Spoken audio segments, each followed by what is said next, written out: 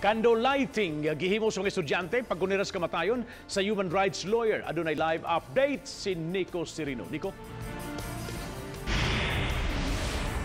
Yes, Bob, sa gate sa University of the Philippines campus din sa Barangay Lahog gilusad sa mga estudyante ang ilang kalihukan karong hapon. Mihimo sila og hamubo nga lihok protesta sa ganghaan sa UP Cebu campus agi og pagkondenar sa padayon nga pagpamatay nga nahitabo karon dinhi sa Pilipinas.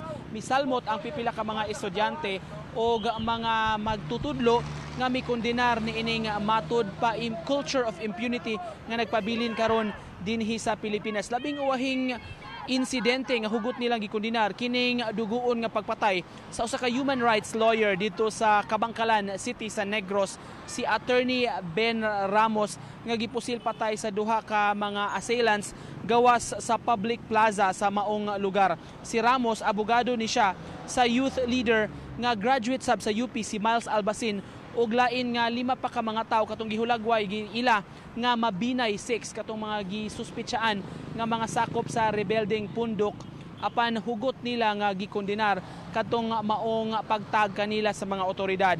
Si Ramos nangandam unta ni siya sa iyang pagdepensa ni atong iyang mga kliyente sa gikatakda sab nga petition for bail hearing karong November 21 mga gikondenar sa grupo sa mga estudyante ang duguon na nga pag-igo o pag-target dili lang sa mga gihulagway nga mga kontra sa gobyerno apan lakip na sab sa mga abogado nga midepensa kanila. Atong paminawon karon ang tipik sa pamahayag sa mga nag-organisar ni ining gilusad nga candle lighting.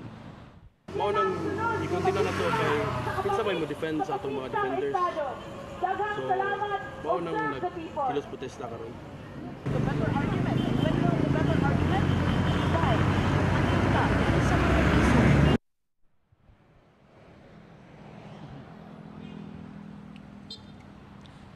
Misaad ang grupo nga magpadayon sila sa ilang kutay sa mga lihok protesta aron sab nga mapanawagan gyud sa gobyerno nga mahunong na kining matud nila kutay sa mga insidente sa mga pagpamatay ug pangduot sa mga gihulagway nga supak sa administrasyon aron sab nga mapadangat gyud ug mapalanog gyud ang tingog nila sa pagsupak taliwa ni ining mga insidente nga hitabo susama kang Attorney Ben Ramos. Mao kanang latest, Bob, gikan dinhi sa UP Cebu sa Lahog.